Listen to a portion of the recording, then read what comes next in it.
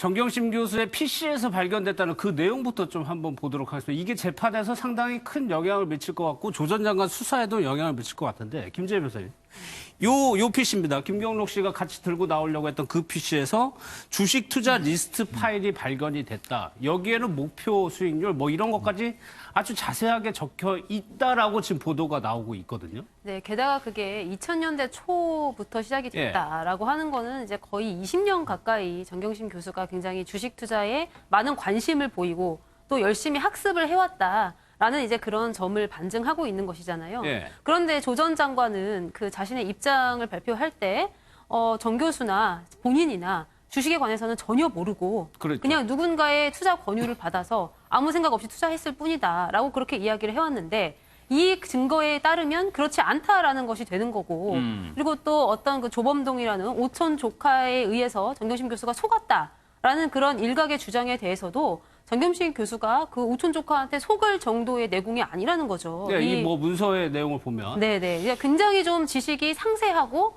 전문가 수준에 이르렀다라고 그렇게 보인다는 것인데 예. 이제 그렇게 되면 우리가 부부 사이에 이렇게 한 분야를 아내가 굉장히 열심히 파고들면 당연히 남편과도 그동안 대화를 나눴고 그에 대해서 남편도 알고 있을 가능성이 매우 높잖아요. 사실 예. 정상적인 부부라면. 그렇다면 조 전 장관의 그 해명이 사실은 국민들을 상대로 좀 거짓말한 것 아니냐. 지금 이런 논란이 충분히 있을 수 있는 상황이라고 생각이 됩니다. 뭐 일단은 언론 보도 수준이기 때문에 구체적으로 어떤 내용들이 들어가 있는지는 재판에서 이제 공개가 될 내용이지만 아직까지 검찰에선 그래가지고 같은 묶음으로 보고 있는 거 아닌가 싶은데 유시민 이사장이 유럽을 다녀왔죠.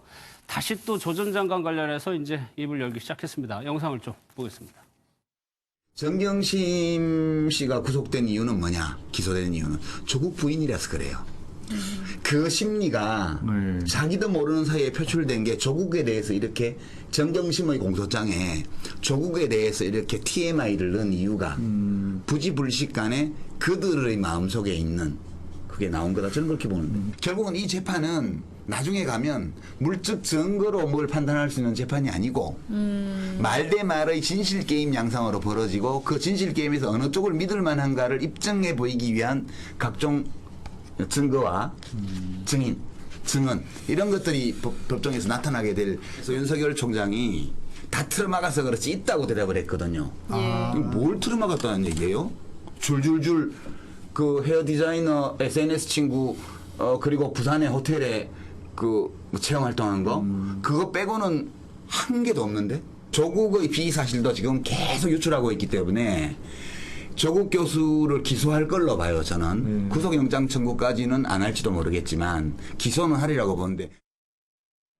유시민 이사장이 이제 돌아와서 또 여러 가지 이제 전망과 예언을 했는데 이종훈 평론가 이 부분이요. 공소장을 분석을 해봤더니 이게 증거가 있는 게 아니고 증언에만 의존한 공소장이다라고 분석을 했어요. 이게 사실 뭐 법조인에게 물어봐야 되는데 유시민 이사장도 법조인이 아니기 때문에 뭐 어떻게 보세요, 이 내용? 그러니까 이제 그 물적 증거도 없는데 이 얘기는 결국은 법원이 구속영장 발부도 했고, 그죠? 정경심 교수에 대해서. 그다음에 이제 재판에까지 이제 기소까지 가고 공소장 내용 지금 사실은 국민들은 답답해요. 그 전체 내용이 지금 다 안 알려지고 있어요. 오히려 피의 사실을 너무 몰라서 지금 답답할 지경인데 예전 사례하고 너무 달라서. 그런데 지금 이제 이 유 이사장은 저 얘기를 지금 하고 있는 거예요. 제가 보기에는 유 이사장이야말로 지금 정보가 너무 없는 거 아닌가.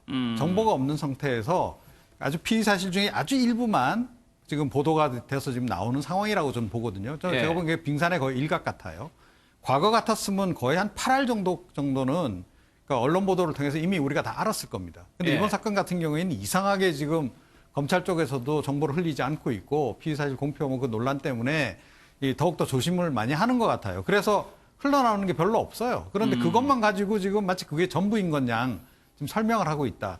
나중에 실제로 재판 과정에 들어가게 되면 여러 이제 그 피의 사실들이 다 이제 결정적인 건 그때 공개가 되겠죠. 공개가 막 돼서 나올 텐데 그때 어떻게 뒷감당을 하려고 하시는지 모르겠다. 이런 생각입니다. 네. 김병민 교수님께는 그 얘기를 여쭤볼게요. 본인이 조금 비판을 받고 있다는 내용도 유시민 이사장은 알고 있더라고요. 중도층에서도 본인을 좀 이상하게 본다. 그러니까 이게 대권하고 연결을 해가지고 그 얘기를 하다가 그 얘기가 나온 거예요. 네, 이건 좀 솔직한 내용인 것 같은데요. 보수층에서는 자신을 완전히 이상한 사람으로 보고 예. 중도층에서는 그동안 알려진 언론의 여러 이미지 때문에 좋거나 좀 괜찮은 사람인 줄 알았는데 여기에 대해서 마찬가지로 비호감 캐릭터로 좀 변하고 있는 것이고 예. 진보층에 있는 많은 언론들도 비판하고 있기 때문에 내가 만약에 대통령 선거로 나가려는 과정이었으면 도대체 제정신으로 이런 일을 하겠느냐라는 얘기를 하게 됩니다. 근데 이것은 대권에 대한 여부와 상관없이 하나의 자연인의 인간으로서 그리고 굉장히 진보적인 지식인으로 살아왔던 본인의 명예와도 관련이 있는 거잖아요. 이렇게 보수에서 중도 진보까지 모두에게 비판을 받고 있는 상황이라면 도대체 예. 왜 이런 일을 계속 이어가야 되는지에 대해서 다시 한번 유시민 이사장에게 묻지 않을 수가 없거든요. 왜 계속 이렇게 왜 하는 계속 이런 것이냐? 일을 하고 있는 거냐. 그러니까 예. 조국 전 장관이 억울하다. 그렇기 때문에 여기서 뭔가 막아야겠다라고 하는 백기사 역할을 해야 되는지는 잘 모르겠습니다만 예. 그것이 지금 진중권 교수가 얘기하고 있는 것처럼 나중에 최악의 경우 진보 전체에 대한 공멸의 길로 갈 수도 있기 때문에 예. 어느 정도 수준에서는 솔직하게 있었던 사실들을 고백하고 그 다음 국면으로 넘어가기 위한 노력이 유시민 이사장에게도 필요하지 않는가 이런 생각이 듭니다. 이 대목에서 예. 저는 유시민 이사장에게 반드시 던져야 할 3대 질문이 있다고 생각을 해요. 예, 첫 번째, 노무현 재단 이사장으로 왜 갔는데?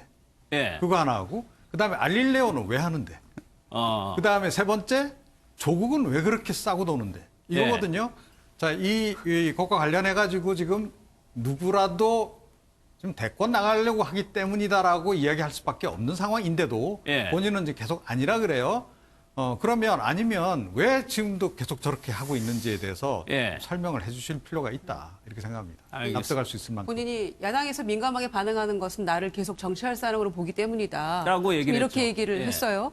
그런데 야당뿐만 아니라 저 같은 중도 무당층도 예. 보기에 그것은 정치할 사람을 봐서 민감하게 반응하는 것이 아니고 상식에서 벗어난 궤변을 계속해서 하고 계시기 때문에 TV에서 봤던 제 주변의 정치와 무관한 보통의 시민들이 정말 박학다식하고 좋게 봤었는데 이게 뭔지 모르겠다라고 비판하고 있는 그 목소리에 귀를 기울여야 된다고 생각합니다. 스스로 정치공학의 덫에 스스로 빠져버린 거라고 저는 생각하고요. 예. 더 이상 망가지지 않으셨으면 좋겠습니다. 알겠습니다. 진중권 관련가는 소식을 김재 변호사께 여쭤볼게요. 이게 SNS를 닫는다고 얘기를 했는데 왜냐하면 조국 전 장관의 주장과 좀 반하는 내용들을 진 교수가 좀 얘기를 해왔는데 네. 뭔가 좀 공격을 당했다고 얘기를 하는 것 같아요. 네, 그렇죠. 이제 우리가 통상 좌표를 찍는다고 하는데요. 예. 이제 다 같이 어디에 가서 어떻게 좀 비판을 합시다. 이렇게 아. 이야기를 하면은 그 커뮤니티에서 그 글을 보고 다 우르르 달려가서 이제 예를 들면 이제 저런 SNS에다가 굉장히 안 좋은 그런 댓글을 단다거나 비판을 하는 것인데 그러다 보니까 그 SNS를 지금 당분간 닫아둔 그런 상황이잖아요. 네. 근데 아까 이제 유시민 이사장이 잠깐 이야기를 했지만 공소장을 보니 물적 증거가 없다. 공소장을 보고 증거가 있는지 없는지는 제 생각에는 아무리 오랜 경력을 가진 법조인도 모를 것 같거든요. 그래서 유시민 이사장님이 참 이 저 부분 굉장히 여러 분야에 걸쳐 박학다식하신 건 인정을 하지만 예. 어느 법률 분야에서는 조금 더 공부가 필요하신 게 아닌가 좀 이런 생각이 들고 왜냐하면 증거 자료 자체가 공소장 제출할 때 같이 제출이 안 돼요. 공소장 일본주의이기 때문에요. 증거 서류를 변호인이 보고 거기서 증거에 대한 동의와 부동의를 체크를 해서 동의된 그런 증거만 재판부로 올라갑니다. 그러니까 지금 현재는 딱 공소장만 있는 상태에서는 증거가 예. 있네 없네 이렇게 이야기할 수 있는 상황이 절대로 아니고요. 원래 그거- 없는 거다. 네, 그렇죠. 원래 알 수가 없는 그게 예, 맞는 예. 것이죠. 근데 그렇기 때문에 어쨌든 그 부분 이야기한 것이 참 진중권 교수님이랑 굉장히 좀 태도가 많이 비교가 된다라는 예. 이제 그런 평가가 많이 있는 것 같습니다. 몇 달 뒤에 결과가 좀 주목이 됩니다. 여기까지 하도록 하겠습니다. 고맙습니다.